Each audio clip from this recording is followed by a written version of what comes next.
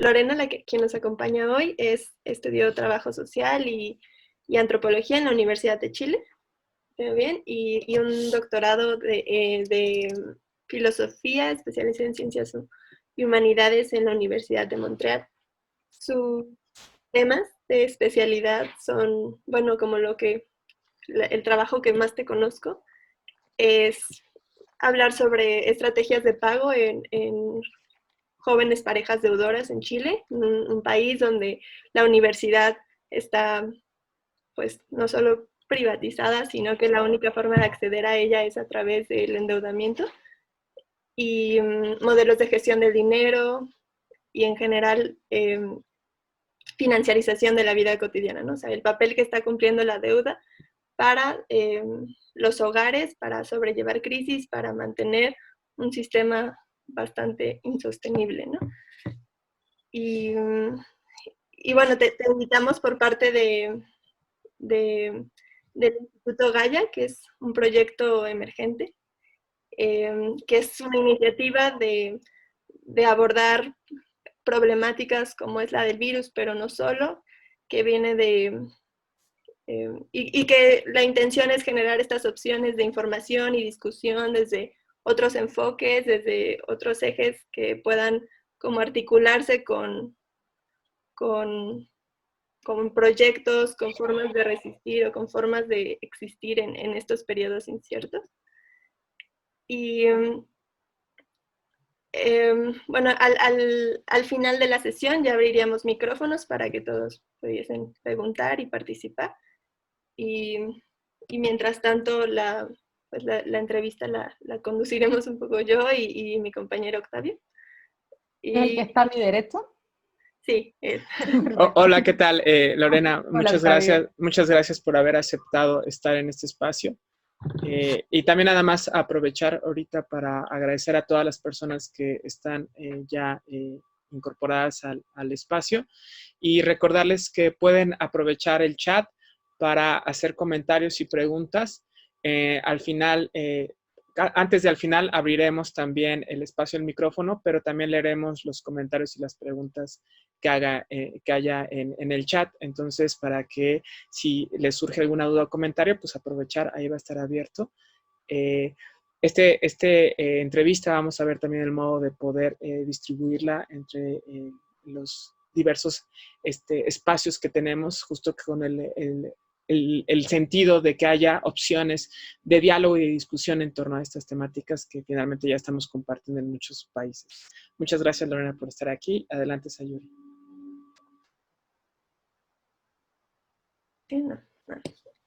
Pues yo quería comenzar preguntándote, bueno, yo recuerdo mucho que cuando te conocí hace un poco un año, y estabas presentando justo tu proyecto de investigación de jóvenes deudores, parejas de jóvenes deudores, decías, y perfilando un poco de este sistema financiero y del endeudamiento masivo, hablabas pues de que una crisis iba a venir pronto, sí o sí, ¿no? Y que realmente estas crisis iban a ser cada vez más cercanas, más prolongadas, más fuertes, iban a tener como su punto, o sea, semejante a la del 2008, pues, iban a tener como su punto base o nuclear lo financiero, ¿no? Y esto, bueno, pues obviamente con la recesión económica o paralización de la economía en este tiempo de pandemia, pues me hace pensar mucho, ¿no? O sea, que esta crisis venidera o que ya estamos habitando tiene raíces mucho más profundas, evidentemente, que las que la pandemia vendría solo como a acelerar o exacerbar o a potenciar, ¿no? Y en ese sentido me gustaría que si pudieses hablar, ¿no? Sobre qué son estas cosas de por qué se habla de lo insostenible del sistema, y también un poco si se pudiera ir perfilando, vislumbrando desde las distintas escalas, ¿no? O sea, tú trabajas sobre todo desde hogares, ¿no? Como la parte más micro o encarnada o de esta abstracción, ¿no? Pero también sabemos que existen todas estas a nivel empresa, a niveles países, ¿no? Entonces, ¿pudieras desarrollar eso? Perfecto. Gracias, Sayuri, muchas gracias por la invitación. Justamente cuando nosotros nos conocimos fue en enero del año 2019, cuando yo estuve trabajando en el grupo de investigación sobre antropología de las finanzas y antropología económica de la Universidad en Guadalajara. Y una de las cosas en el fondo que yo fui a presentar tenía que ver con esta. Yo en general mi trabajo en los últimos, yo diría 10 años, ha estado concentrado en estudiar una población en particular en Chile que me parecía una población muy interesante, pero que es muy interesante también como para poder entender lo que está pasando hoy día y poder perfilar también estas crisis económicas, ¿no? El perfil de las crisis económicas, que es la generación que tiene entre 25 y 40 años, que es una generación que nació en dictadura, pero y que en el fondo eso tiene que ver con una coerción a todos los derechos civiles, ¿no? Que nació durante esa época, pero que además también fue la primera generación neoliberal, en términos estrictos, que creció en esta irrupción violenta del modelo neoliberal. Y que por ende muchos de sus derechos sociales accedió a través de sus propios recursos, ¿no? Es una generación que en el fondo nace y crece en un contexto de desigualdad, nace y crece en un contexto de profundas desigualdades y de profunda, además, donde efectivamente cada una de las cosas que tú ibas alcanzando dependían de la manera en que tú te maniobrabas. Y además, en ese sentido, es la generación que tiene estas primeras políticas de financiarización públicas, ¿no? Que ocupan las instituciones financieras, llámese banco, o las figuras también de financiarización para poder resolver problemas públicos. Me refiero particularmente a lo que tiene que ver con las deudas educativas. Entonces es una generación que entra al mundo laboral cargando una cantidad de deudas importantes y en el fondo sosteniendo su vida laboral, parte de su vida como al mundo adulto, cargando estas deudas y además viviendo un contexto de precariedad laboral cada vez mayor, donde los índices como los salarios en el fondo en Chile están en un estancamiento hace por lo menos 5 años, donde ha habido una alza sostenida en los costos de vida, y donde además en el fondo tienen que cargar con sus propias deudas el sostenimiento de sus hijos y de sus proyectos familiares, y también se cruza otra variable, que es la variable de la jubilación también, que está privatizada, y que por ende hace que estas familias tengan que soportar económicamente además las jubilaciones de sus padres, que también están en este sistema financiarizado a través de los sistemas de las AFP. Entonces tenemos en ese grupo, que es el grupo que yo observo, es una carga económica que es muy fuerte, que en el fondo era lo que yo hace mucho tiempo que vengo haciendo aquí. Esto es un problema matemático, esto no calza, ¿no? O sea, no calza, no se sostiene económicamente el nivel de carga económica que sostienen estas familias, porque además también, al ser la mayoría profesionales y personas que tienen empleos relativamente estables, tampoco se hacían objetos como de atención pública.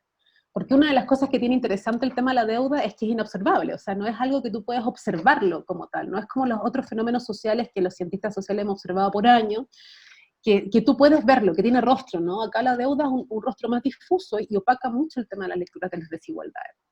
Entonces, desde ahí, en el fondo yo ya estaba, hace tiempo que veníamos observando las investigaciones que hacemos, que matemáticamente no calzaba, porque además la respuesta que se estaba generando a esta como sobrecarga económica que se le estaba dando a las familias es una respuesta que además se da en el mismo sistema financiero.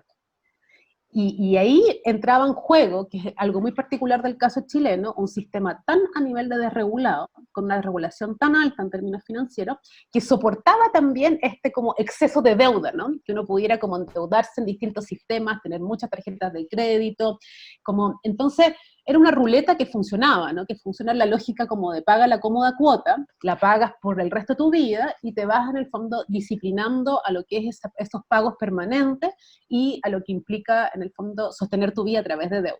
Es a lo que nosotros y algunos investigadores también le llaman extensión salarial de la deuda. En el fondo, la deuda para estos jóvenes que yo estudio y para muchas personas de la población chilena no es como algo para pagar o para paliar una crisis, sino que es para resistir la subsistencia. Entonces, pensar en estos contextos las crisis es mucho más complejo, porque así como yo escuchaba, no sé, a nuestro presidente hace unos días hablar con respecto a las empresas, diciendo las empresas no tienen espalda, a propósito de lo que fue la movilización social del 18 de octubre, para poder hacer frente a esta pandemia, pues mi respuesta con respecto a los hogares es exactamente lo mismo. Yo diría que la mayoría de los hogares en Chile no tienen espalda para poder responder a esta crisis, y la respuesta que hemos visto, que bueno, eso me imagino que iremos hablando también con más detalle con respecto a los gobiernos, es justamente una respuesta que tiende a ocupar estos mismos modelos, que es o pagar pequeños bonos, o repactar las pequeñas deudas, y que en el fondo no hace caso, o hace invisible esta lectura de que ya los hogares vienen muy empobrecidos, ya los hogares vienen con unos niveles de deuda históricos a nivel nacional, con unos niveles de morosidad además que son cada vez más altos, y que efectivamente hoy día no tienen las espaldas suficientes para poder responder autónomamente, como los sistemas neoliberales en general le piden a los hogares y a las familias, ¿no? Que respondan autónomamente a esta crisis. Sí, justo en ese sentido, en lo que están haciendo ahora en México bueno, y me imagino que en muchos otros países creo que es lo que están haciendo, ¿no? De llamar, ok, tú puedes pedir plazos para el pago de tu deuda en las tarjetas de crédito, puedes pedir, me parece que hasta 6 meses, pero justo lo único que no, o sea, el interés que te estás salvando mediante este plazo es únicamente el cobro del interés de la tasa moratoria, pero la tasa de interés como ordinaria se mantiene. Esperan que se prolongue, o sea, como que por 6 meses la gente, bueno, es desplazar 6 meses esta tensión, como justo y están ofreciendo una especie de lo mismo para las pequeñas empresas, créditos con la pura palabra, y lo que, sí, o sea, como dices, la salida siempre, o sea, aunada a esta previa endeudamiento o financiarización, se está ofreciendo que lo que se tiene, que la forma en que se va a sobrellevar esto es a partir de más deuda.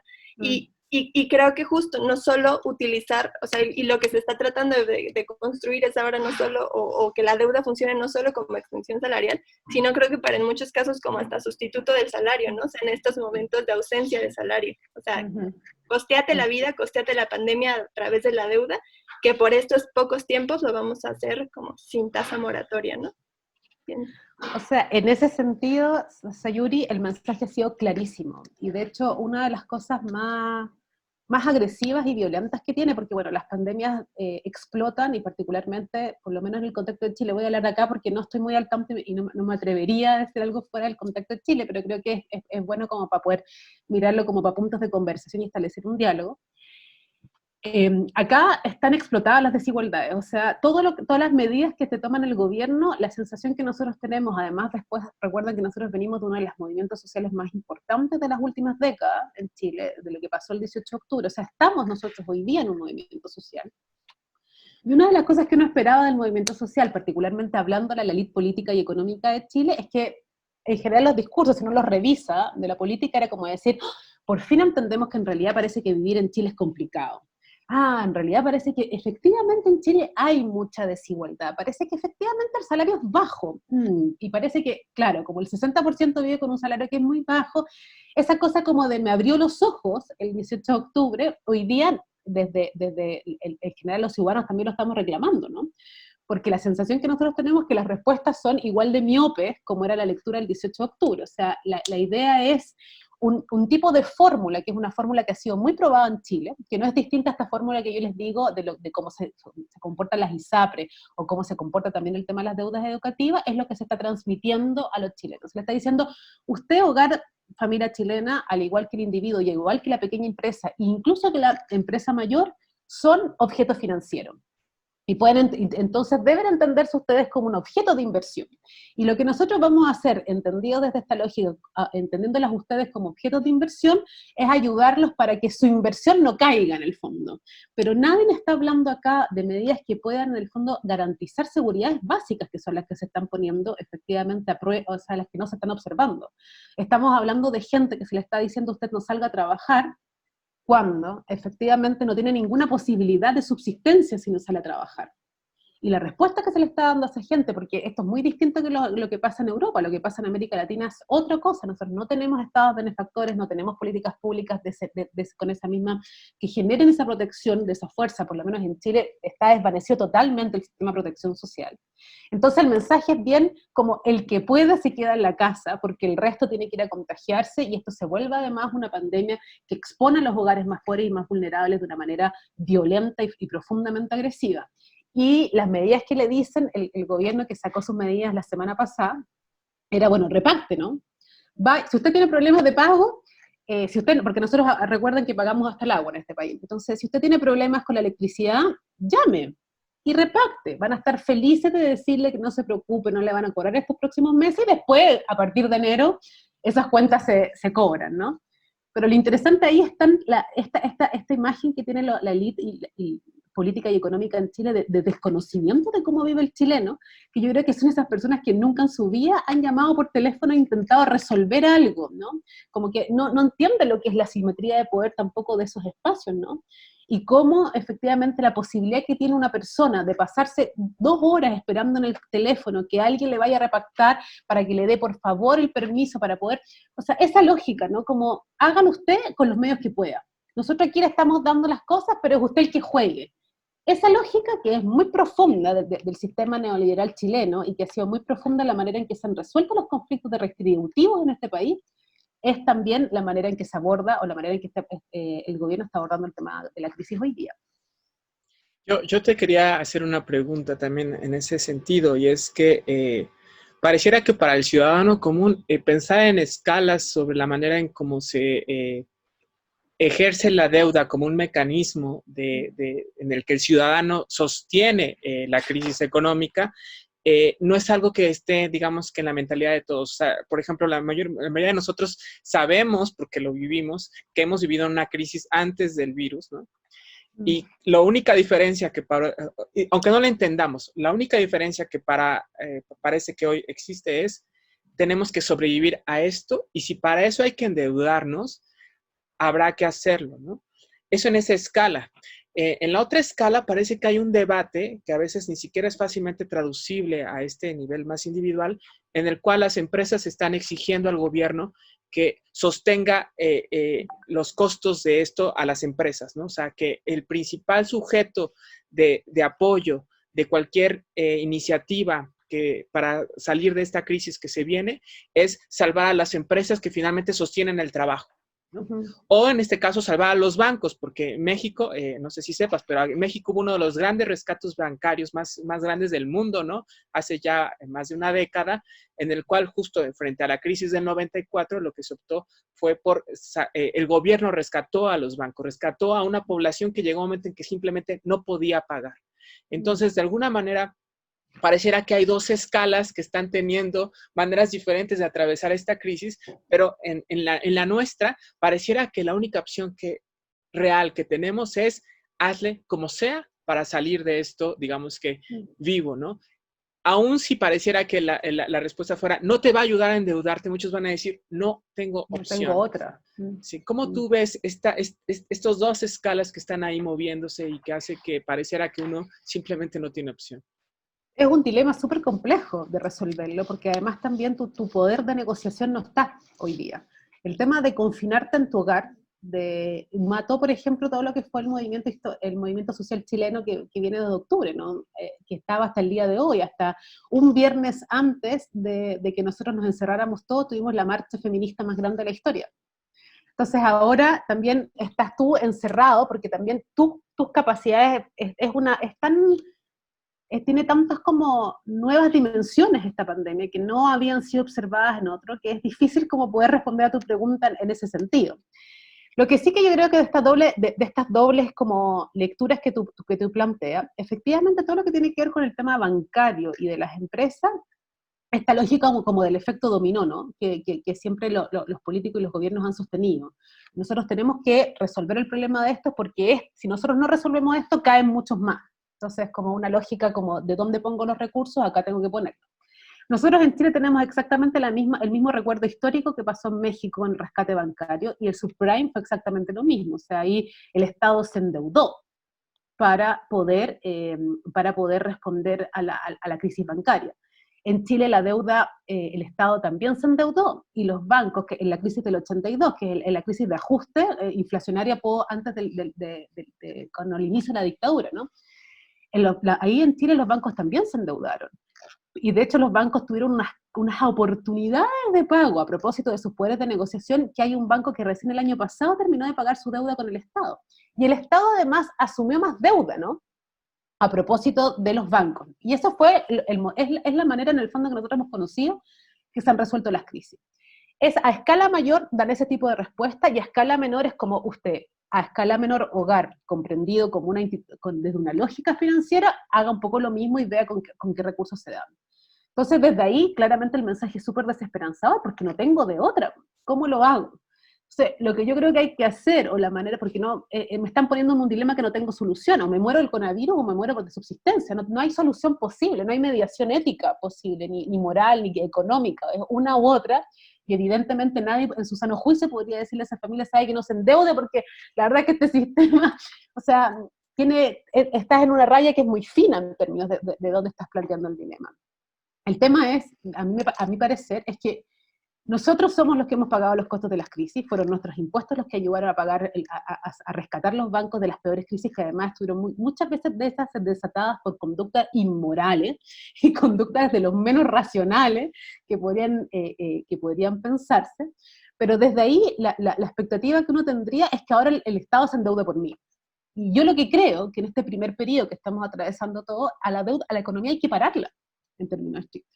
O sea, no hay otra manera de resolver esta crisis que parando la economía, porque si no siempre vas a estar en ese dilema, ¿no? Que el dilema de a quién sacas a trabajar, a quién no sé qué, claro, las cosas de subsistencia no lo entienden, ¿no? Pero la economía no va a poder seguir, no es un dilema entre economía y salud, ¿no?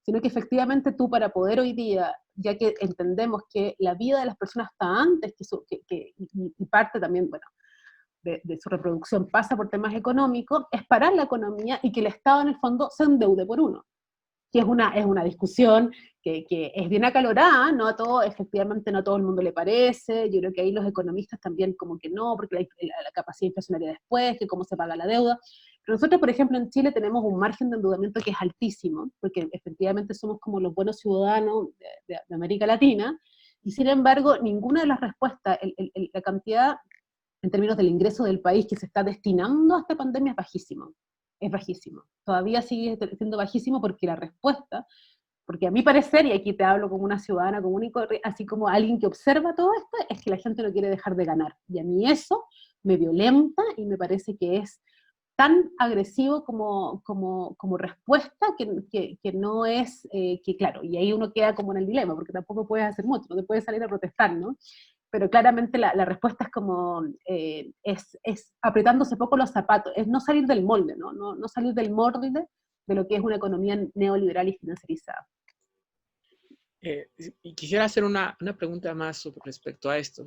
Como decía Sayuri, tu experticia tiene que ver con la manera en cómo en esta escala más inmediata en el hogar, que a veces es la más invisibilizada, porque justo cuando se habla de deuda, hablamos, por ejemplo, ahorita en México hay un debate sobre justo si el Estado debe de endeudarse, si los bancos, y todo está en este nivel, ¿no? Pero justo quisiera que pudieras compartirnos un poco de qué representa una deuda en la lógica familiar, ¿no? O sea, el impacto que tiene este fenómeno y que si no va a ser sino la única opción que muchos van a tener para lidiar con esto, cómo poder caracterizar lo que la deuda representa. Y te pongo un ejemplo, porque ayer hicimos una entrevista, el lunes, perdón, a una persona de Estados Unidos, en los que están ellos diciendo llamar, por ejemplo, a la huelga de rentas, no pagar renta, ¿no? Y que en Estados Unidos los propietarios de los edificios a su vez están endeudados con los bancos. Entonces la propuesta, por ejemplo, de este movimiento es que en esta casa no asumimos la deuda, que la asuma el dueño y que el dueño la dispute con el banco, ¿no? Así como una especie de trasladar eso. ¿Cómo esta manera de actuar de estos movimientos que están creciendo en Estados Unidos pudiera ser una manera de pensar la deuda desde esta escala que estamos hablando, desde el hogar, desde lo más inmediato? Sí. O sea, chunga, ahí me pones como en un tema que es complejo, porque ahí en el fondo tú estás hablando de una escala que es mayor, que yo creo que acá en Chile todavía no ha pasado, que estaba pasando incipientemente a propósito del movimiento social de octubre, que es la politización de la deuda. En el fondo, que yo creo que es un nivel de comprensión que viene después, ¿no? Es como, está en una escala superior.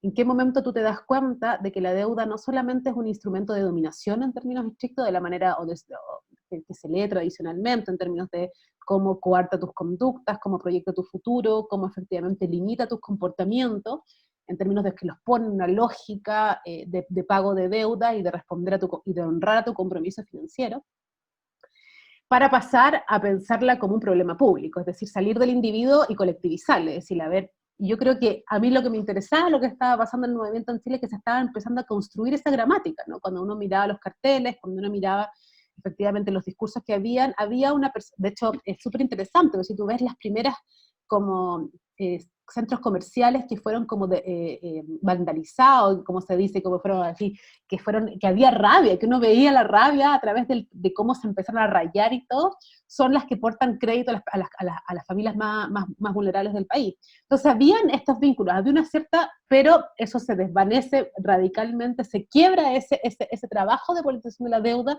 con este llamado a que cada uno se quede en su casa y el aislamiento social, ¿no? Entonces, yo creo que en Chile nosotros, tal vez el movimiento de deuda educativa, por un lado, ha ido en esa línea, ¿no? Como de entender el poder que tiene dejar de pagar la deuda, pero acá nosotros tenemos nosotros tenemos históricamente un comportamiento de buenos deudores, de hecho por eso el negocio y la deuda en países como Chile, también yo me atrevería a decir en Latinoamérica, funciona bastante bien, porque tiene una lógica distinta, ¿no?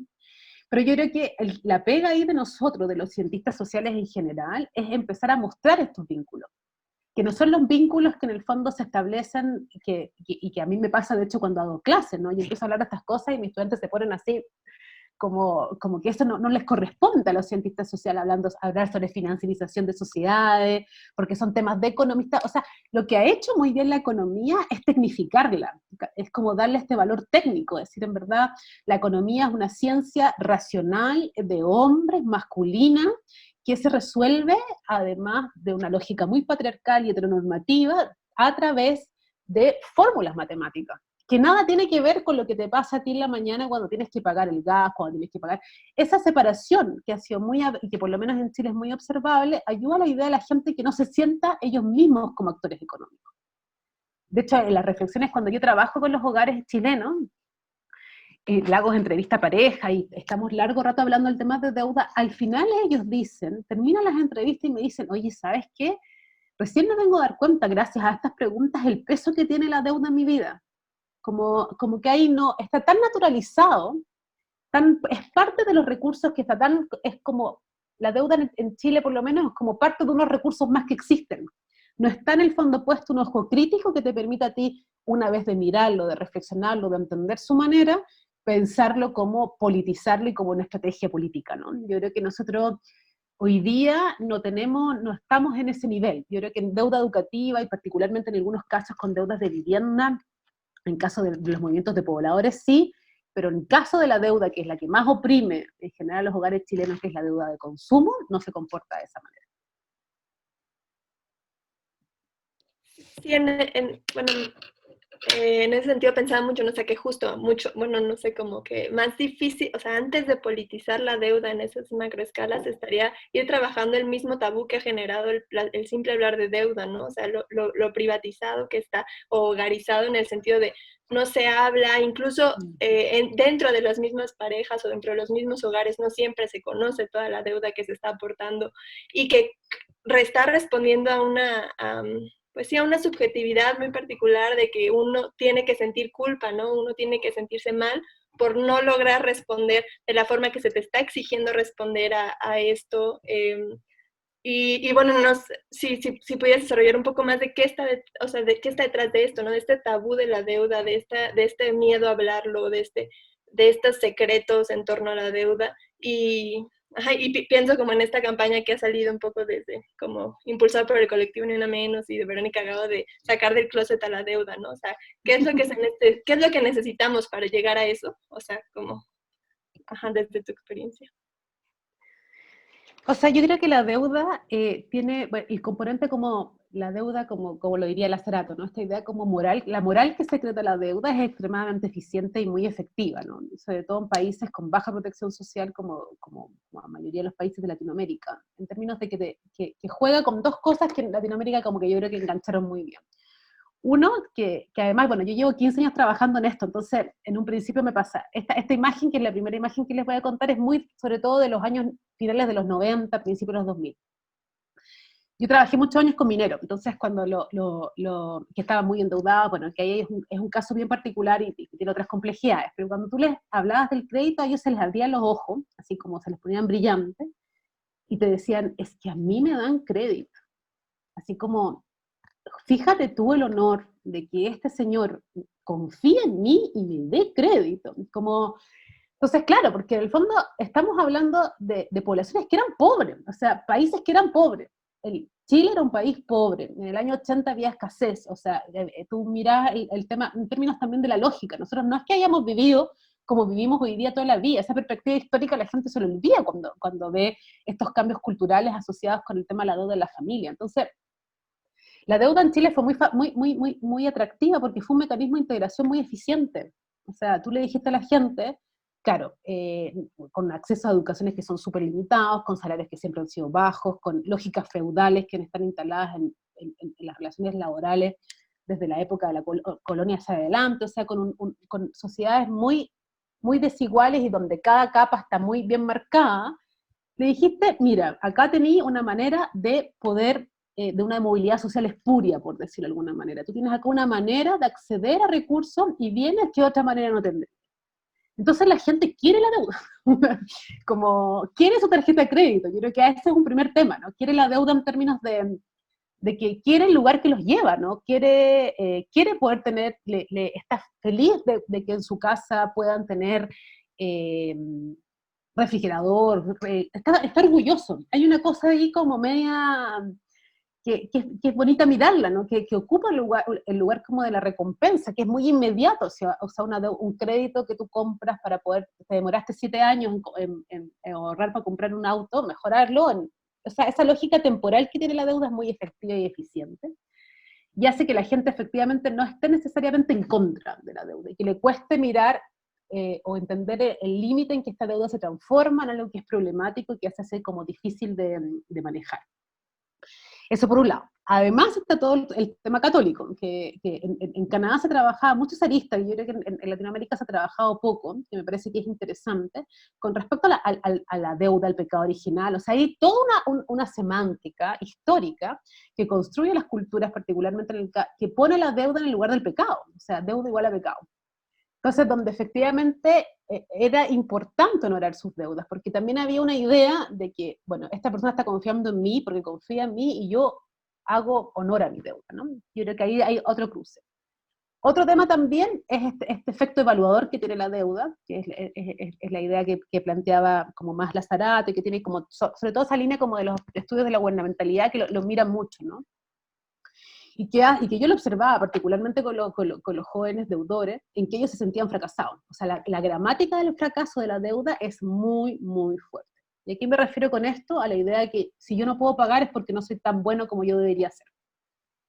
Y eso una gramática muy neoliberal y muy efectiva, por lo menos muy eficiente, particularmente para estas generaciones que son las que a mí me interesa, que han crecido siempre con esa medición, o sea, que esa sigue siendo siempre su estándar o su punto de medición, son profundamente eficientes y hacen que la gente se sienta como fracasada, ¿no? O sea, la gente siente, pucha, fui profesional, endeudé a mi familia entera, estoy hasta acá de deuda y no tengo el trabajo que yo debería tener para poder pagarlo. O sea, el problema es mío, es mío.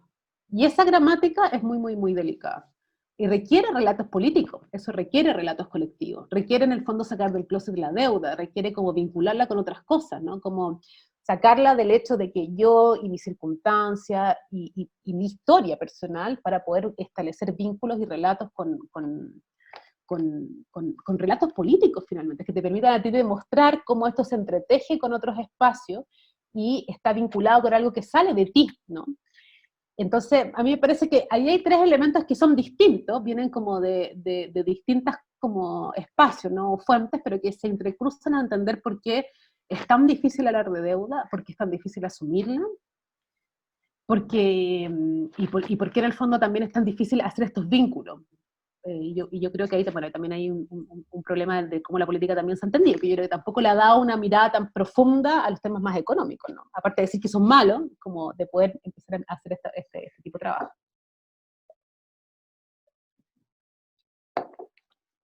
No te escuchas. ¿No me escucho? No, Octavio, no, sí. Perdón, no había activado mi micrófono. Bueno, antes de hablar, nada más de recordarles a todas las personas que pueden hacer comentarios o preguntas en el chat, las leeremos en un momento. Solo quisiera hacerte y ahondar un poco en esta idea de sacar del closet a la deuda y quizás sacar del closet aquello que sostiene una visión individualizada y domesticada del impacto de la deuda, ¿no?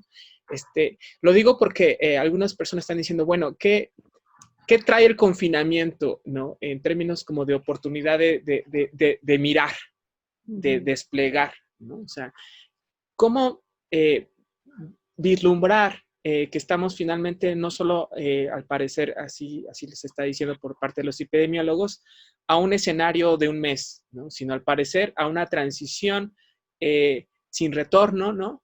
A un estado de confinamiento mucho más constante, de clasificación, a una modificación también, inclusive en España se está debatiendo sobre hacer horarios escalonados, a una transformación del campo laboral sostenido por un confinamiento, ¿no?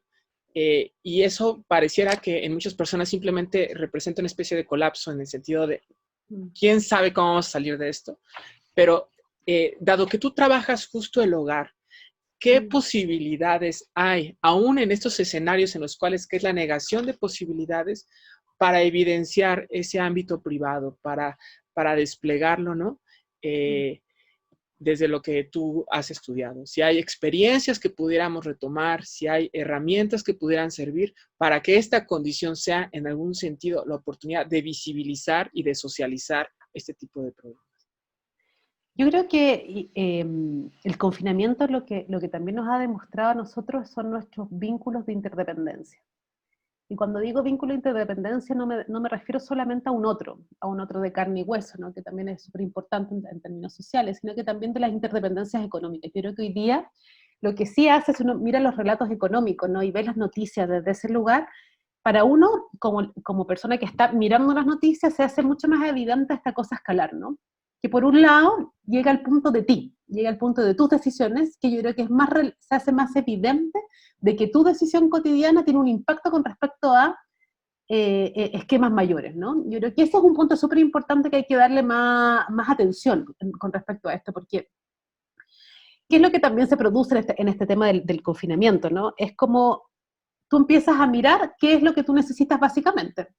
O sea, yo miraba, nos han salido, no sé si ustedes le llaman memes, que esas cosas así como de humores pequeños, que están, me acaba de llegar uno que me maté la risa, que era como una escala de uso, ¿no? Entonces era como, ya, tu buzo, que es como tu ropa deportiva, ¿no? ¿Cuánto tiempo lo ocupaba? Y ahora cómo se mostraba la relevancia que tenía la comodidad frente, ¿se entiende? Como estoy ridiculizando cosas que son más banales, pero que tiene que ver con el hecho de poder tener un espacio de reflexión con respecto a tu vínculo con el mercado, ¿no? Cuánto compras, se hace mucho más evidente, ¿no? Cuánto compras, qué es lo que tienes, qué necesitas, de qué te puedes desprender, discusiones que en el caso chileno toman más importancia. Es necesario que pague por la educación de mi hijo, es necesario, una que es relevantísima, ¿no? Es necesario el tema de la salud privada. Te lleva a reflexiones que son súper importantes, porque efectivamente si uno ve y escucha a Boris Johnson agradeciéndole al sistema de salud privada, de salud pública en Inglaterra de haberle salvado la vida, uno dice, mira, hasta ese nivel ha llegado la reflexividad a propósito del coronavirus. O sea, efectivamente hay reflexiones que se quieren dar, pero hay reflexiones que hay que llevarlas, ¿no? Hay que llevarlas al espacio de lo doméstico. Yo creo que este periodo que nosotros por lo menos llevamos como 3 semanas, un mes, medios confinados en las casas, primero va a llevar al espacio de mirarlo y como de sincerar quiénes somos, cómo estamos, porque en el fondo los ingresos van a empezar a disminuir, por ende ya, a ver cuál es mi deuda, cuántas tengo. O sea, yo diría que este es como el proceso de sinceramiento que tenemos en el hogar y que yo creo que todos deberíamos tenerlo, así como miremos nuestras cuentas, a ver cómo salimos de esta, va a requerir ese proceso, ¿no? Y después yo creo que hay una reflexión que es súper interesante también, ir aquí acompañándolos de teorías más feministas, ecofeministas, de lecturas más, incluso de la economía circular o de alternativas económicas, que te permitan a mirar a ti cómo tú puedes vivir gastando menos.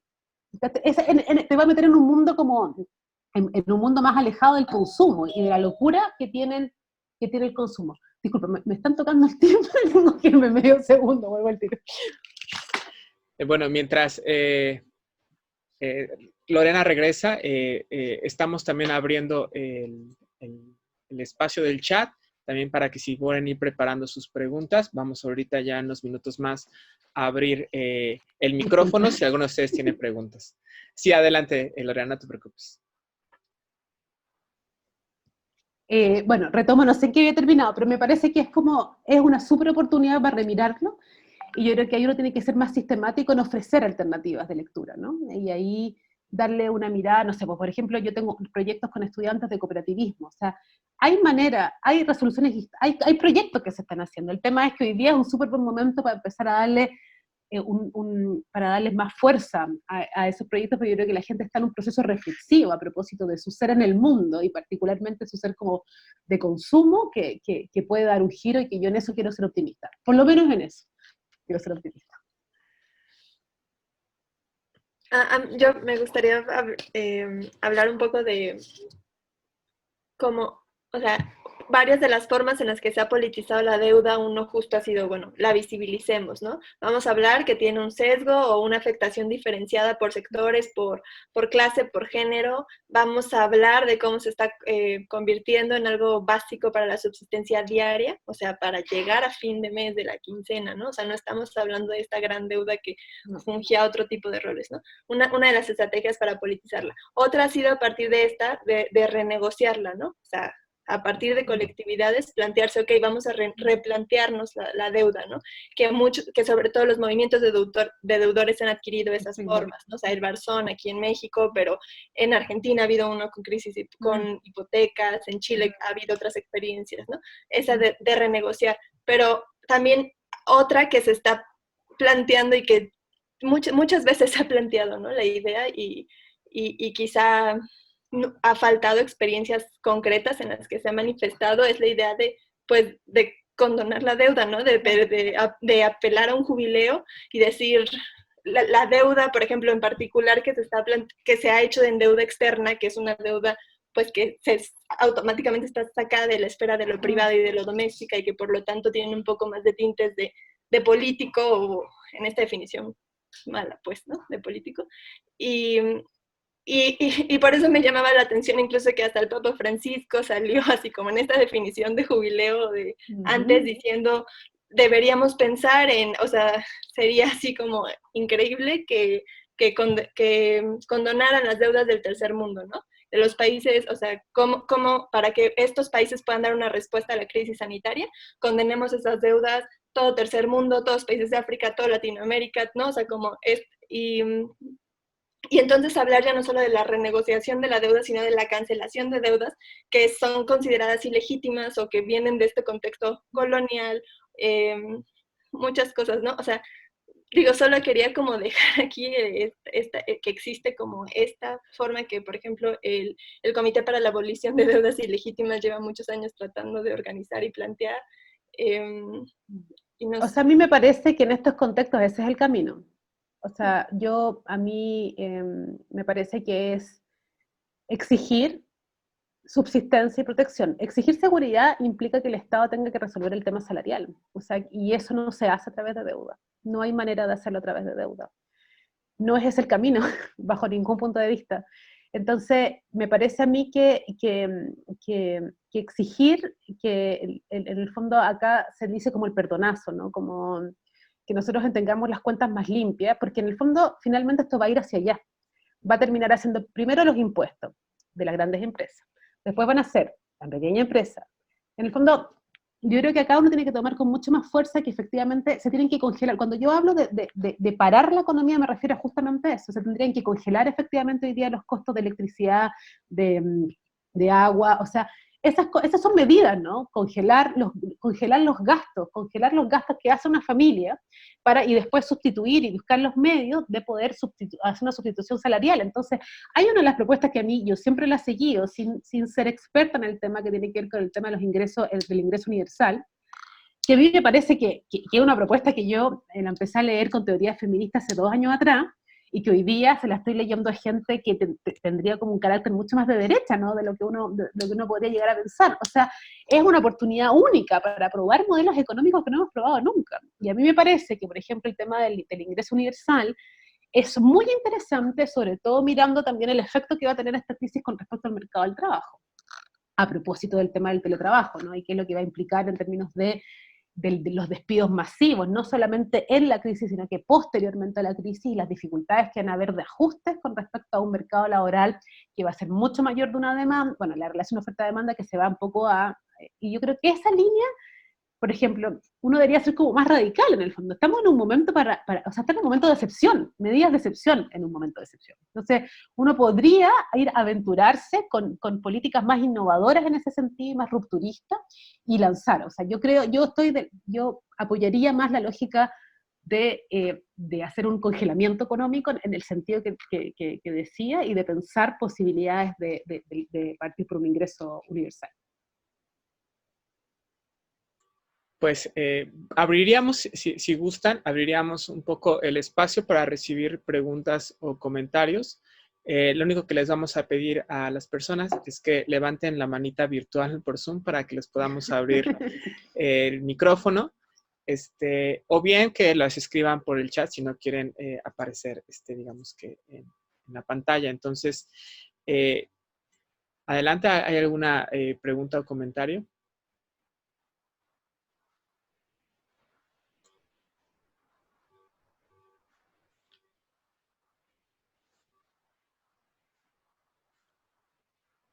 Ah, sí, ahí está. Adelante, Mónica.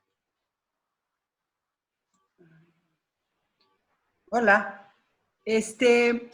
Cuando estaba, a mí me toca hacer la parte de los gráficos para las entrevistas y esto. Entonces, cuando estaba buscando algo para poner en tus gráficos, entré a una página donde hay títulos de varios artículos y me llamó mucho la atención uno y lo busqué, pero no pude encontrar nada más. Entonces, no sé si fuera posible que me pudieras más o menos como decir en dónde lo pudiera encontrar. Es el de Lo tuyo, lo mío y lo nuestro, hacia una lectura feminista de los arreglos económicos en pareja, que del título me pareció así como que merecería una entrevista aparte, y un taller y demás. Pero si fuera posible que pudieras más o menos decirme en dónde pudiera encontrar más información tuya sobre este tema, me encantaría.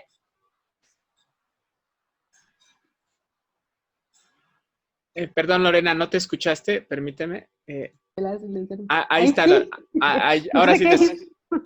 Ahora sí.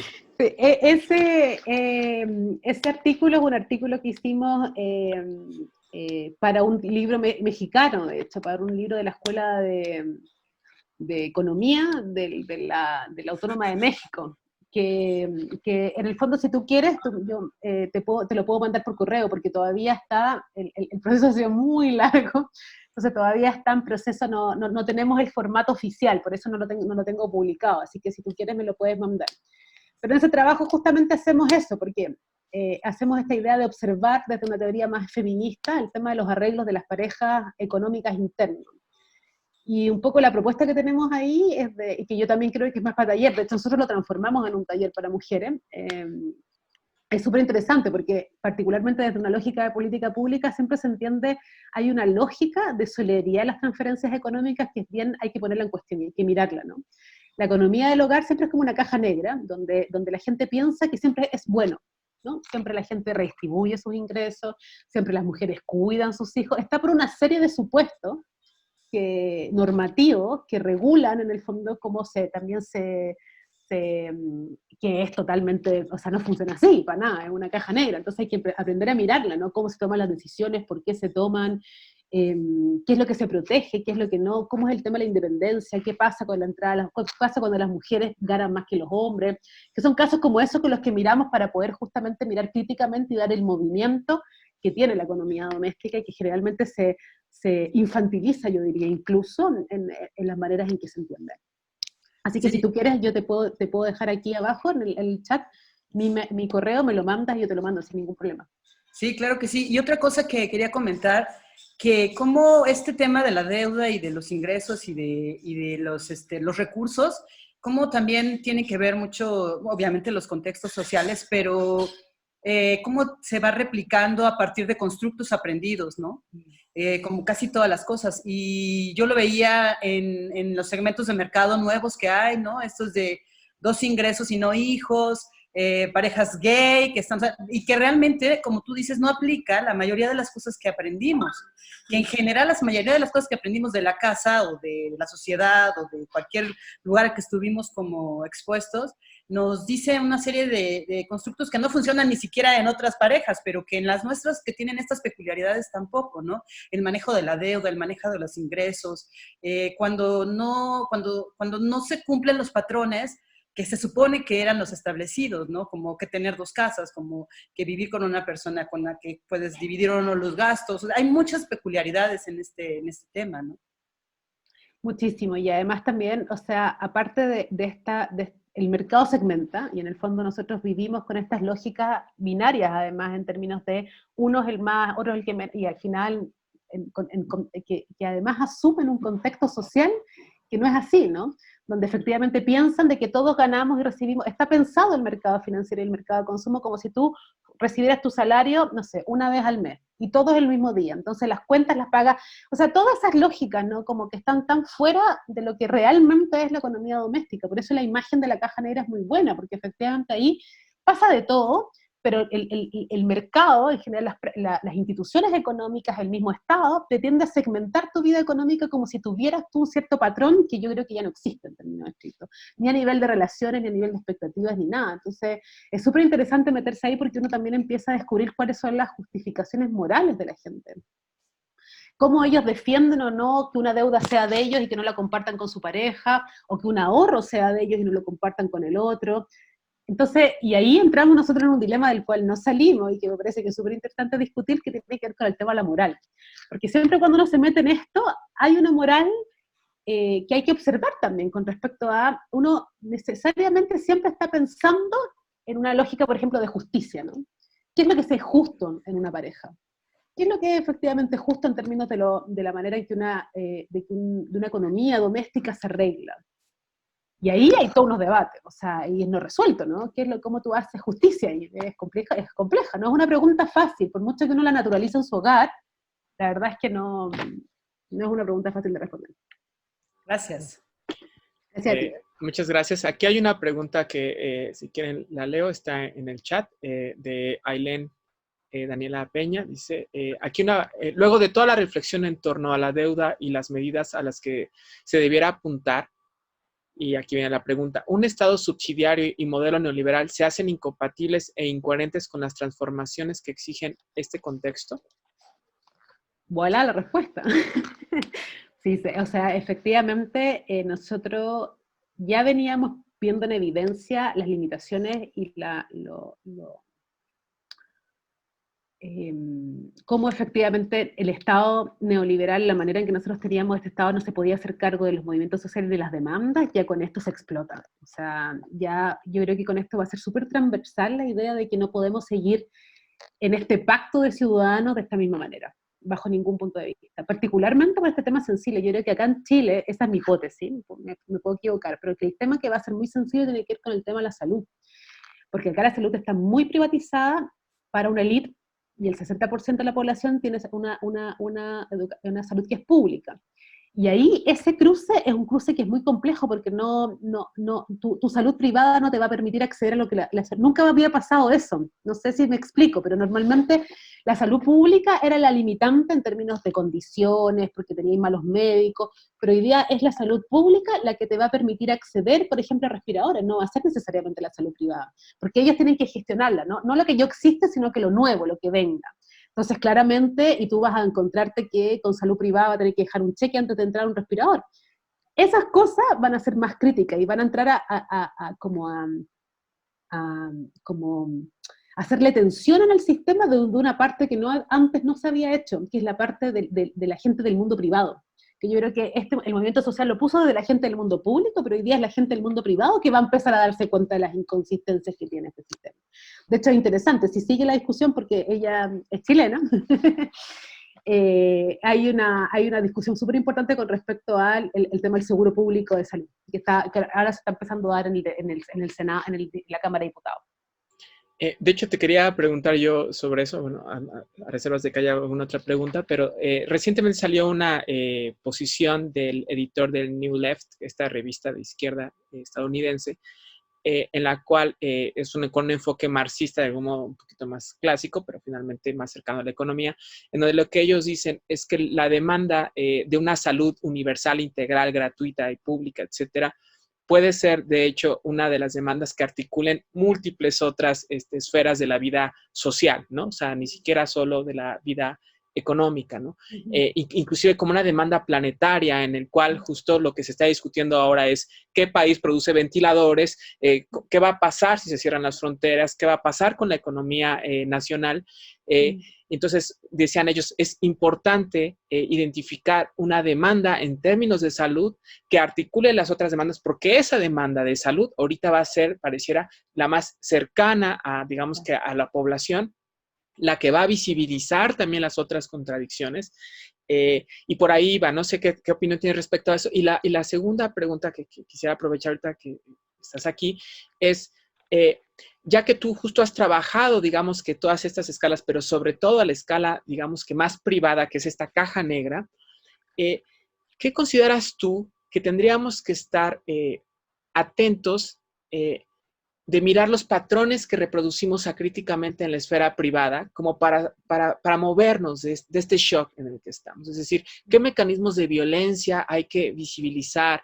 ¿Qué constreñimientos, digamos que reproducimos a veces sin ver, que nos impiden, por ejemplo, que en el ámbito privado hablemos de eso? O sea, tú ahorita hablabas, por ejemplo, de algunas vertientes, pero si pudieras ahondar un poquito en eso, también te agradecería. Gracias.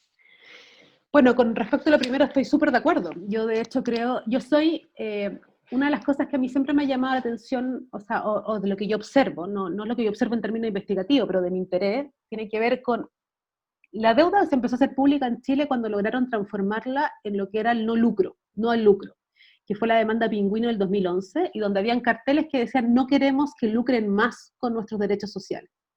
A través de ese eslogan se logró como partir de una cosa que era muy aislada, que tenía que ver con una demanda estudiantil, a construir un relato que tenía que ver con la mercantilización de la vida pública en general, como todo tenía que ver con dinero, con negocio, con no sé qué, y fue muy exitoso, como eslogan muy exitoso, porque hizo justamente lo que tú dices, ¿no? Que es como tú logras en un enganche a un tema que es uno, lo logras después vincular con una estructura de sociedad que es la que vas a poner en tensión y de manera más crítica. A mí me parece que el eslogan por una salud pública y de calidad y gratuita va a ser efectivamente el que va a tener más potencia en el fondo, va a tener mayor esa capacidad de reagrupar fuerza y de además mover transversalidades, ¿no? Que es lo que se requiere hoy día. Y que además es algo que el movimiento social de octubre no lo logró hacer, que es como poner en una idea, se pensó que iba a ser el tema de las pensiones, pero yo creo que efectivamente el tema de la salud es tiene mucho más potencial en esa línea que incluso mi poder en ese aspecto. Y lo otro, yo creo que el tema del confinamiento, hay hartas cosas que es bien como, es como ponerle una... Es muy retractor de lo que es como la reproducción social y doméstica, ¿no? O sea, como vamos a tener frente a nosotros durante mucho tiempo un espejo cotidiano de poder mirar nuestras prácticas cotidianas y cómo estas se han ido transformando y cómo nosotros hacemos y cómo nosotros reproducimos nuestra vida social y económica. Entonces, claramente ahí se nos pueden colar muchos espacios de violencia. De hecho, la semana pasada hubo un anuncio tremendo con respecto al aumento de las violencias en los hogares, que se estaban observando, por ejemplo, en Chile a propósito del confinamiento. Pero en términos económicos, es un súper buen momento para que se observen también particularmente el trabajo no remunerado. O sea, quien no pueda o no observe el trabajo no remunerado en este contexto, es que no entendió nada, en el fondo, porque eso se va a hacer evidente, sobre todo en los hogares donde hay niños, donde se hace un cuidado de los niños, te permite mirar cosas que tú normalmente les das poco valor, ¿no? Que tiene que ver con la función de profesores y docentes con respecto al cuidado de tus hijos, la función del espacio escolar, la función que tiene además el cuidado, ¿no? ¿Quién se lleva el cuidado? ¿Quiénes son las personas que están, por ejemplo, cuidando ahora a los adultos mayores? ¿Cómo se reparte? Y eso es lo que yo creo que es una cosa que es mucho más evidente para observarla de lo que podía ser antes, y yo creo que es interesante mirarla desde ahí. Claro. Bueno, a ver, aquí hay una pregunta, le vamos a abrir el micrófono a... Sí. Listo, adelante. Bueno, ¿sí? ¿Me escucha? Sí. Perfecto. Sí. Quería hacer una pregunta, sobre todo de la última parte de la exposición, sobre la renta básica universal, porque entiendo que hay algunos personajes de la derecha, sobre todo europea, que han empujado un poco por esta idea, pero en ese contexto específico es porque el gasto público en los estados europeos, sobre todo los de bienestar, es mucho más amplio, entonces sería como una idea un poco para reducir ese gasto público en derechos sociales, el tema de dar una renta básica universal. Entonces mi pregunta era, ¿cómo podríamos pujar en un contexto chileno? La verdad es que de México no lo conozco mucho, pero en el contexto chileno, ¿cómo podríamos pujar por una renta básica universal sin que eso significara sacrificar nuestra lucha histórica por derechos sociales? Sobre todo en un contexto en el que no podemos salir a movilizarnos a las calles, que sería como la marcha, lo que es la movilización a las calles, es la forma de movilización histórica como más importante que ha tenido Chile. ¿Cómo pujar por eso? Uf, si supiera. O sea, me hace una pregunta que no tengo una respuesta concisa, te mentiría. Yo creo que es muy difícil, nosotros estamos perdiendo nuestra fuerza política en este contexto de confinamiento. Y también temo, porque esta cosa de la renta básica también se está entendiendo como un momento puntual a propósito de lo... Pero nosotros no somos España, no somos Francia, no somos Europa, no tenemos ningún derecho social garantizado. Entonces me parece que en este caso puede ser incluso una buena entrada como para poder en el fondo dar un pie para que nosotros después podamos a pelear. No estamos en retroceso, para nosotros sería una tremenda ganancia. Entonces creo que en esos términos hay que ser siempre cauteloso con los usos y hacia dónde se vaya la discusión, porque acá en general en Chile las discusiones siempre son tramposas, ¿no? Y nosotros sufrimos de esa trampa permanente de la élite económica y política. Pero a mí me parece que es una discusión que uno debe darla con toda su fuerza, porque nosotros hoy día no tenemos nada en ese sentido. Bueno, pues habrá otra pregunta por ahí de los participantes de este espacio. Sayuri, ¿tienes alguna otra pregunta? Creo que yo podría hablar horas contigo. Pero, no, creo que... Bueno, pues quizás si gustaras, Lorena, hacer como una reflexión, un cierre final, creo que sería muy bueno.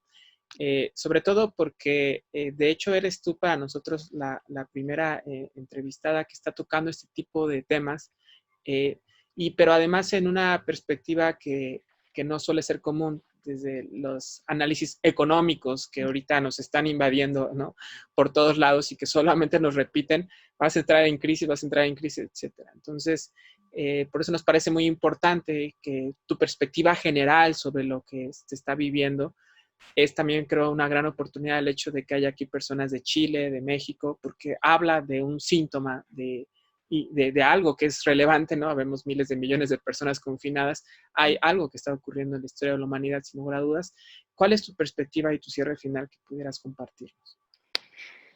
O sea, bueno, agradeciendo además mucho estos espacios porque me parece que es también la oportunidad que tienen en términos de enfrentarnos a la globalidad, ¿no? Y mirar la globalidad de otro lugar, ¿no? Como mirar también, me interesa mucho empezar a mirar qué es lo que están haciendo ustedes, cómo también nosotros vamos resistiendo a esta crisis global. Me parece que son estas instancias claves en ese sentido, como de poder observarnos de un lugar distinto al que nos estamos acostumbrados a observarnos, ¿no? Pero yo creo que esta crisis no tiene repertorio, y yo creo que en eso uno tiene que ser súper como cauteloso. No hay repertorio. El sistema neoliberal que nosotros conocemos no tiene repertorio para poder enfrentar esta crisis. Entonces, lo que están haciendo es ensayar exactamente la misma respuesta para las cuales sí tienen repertorio. Pero esto en el fondo muestra los límites de la economía, en términos de los límites de la economía entendida de una lógica neoliberal, porque se está intentando de hacernos entender de que economía y salud son cosas que van casi que por carriles distintos, ¿no? O sea, o nosotros cuidamos la economía o nosotros cuidamos la salud. Esa lógica binaria puesta en su expresión más brutal es lo que yo creo que uno tiene que dejar de comprar, dejar de sentirla, ¿no? Eso no tiene por qué ser así.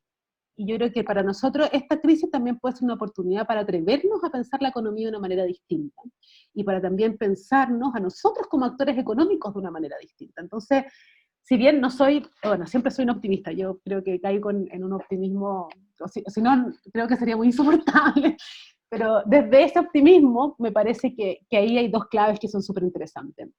No hay repertorio y uno debería aprovecharse de esa falta de repertorio para pasar, en el fondo, o como para discutir cosas que no han sido usualmente discutidas. Eso. Muchísimas gracias, Lorena. Creo que nos diste Ay, no, muchas gracias a ustedes. Estuvo muy entretenido. Sí, sí, muchas gracias, Lorena. A todas las personas participantes también de este espacio, les queremos decir que la idea de estos videos, vamos a subirlos a YouTube, es seguir con el debate, seguir con la discusión, generar redes, tanto para abonar a estas discusiones como para generar herramientas, compartir también, que creemos que es importante, no solamente análisis, sino estrategias creativas, porque también nosotros creo que tenemos que crear un repertorio de estrategias para, no solamente para sobrevivir, sino para convertir esta crisis en una oportunidad de transformación de raíz de muchas de las problemáticas que nuestros pueblos hemos tenido durante siglos. Entonces, bueno, pues muchas gracias. Sayuri, no sé si quisieras decir algo. Y, no, bueno, que va a estar en la liga en YouTube, luego te mando para que te hagas una youtuber. Sí. No, ya con las clases virtuales ya no quiero más. Fue un debut y despedida de mi vida como youtuber. Pues, muchas gracias a quienes se conectaron. Pues Muchas gracias, a todos. que tengan buena tarde. Vamos a Muchas subir gracias. el link de la plática a la página de Facebook y van a estar, pero si buscan tanto en YouTube como en Facebook, Instituto Gaia Biocultural, ahí encontrarán. Muchas gracias. Súper éxito en el proyecto. Muchas gracias. Gracias, hasta luego. Gracias. Hasta luego.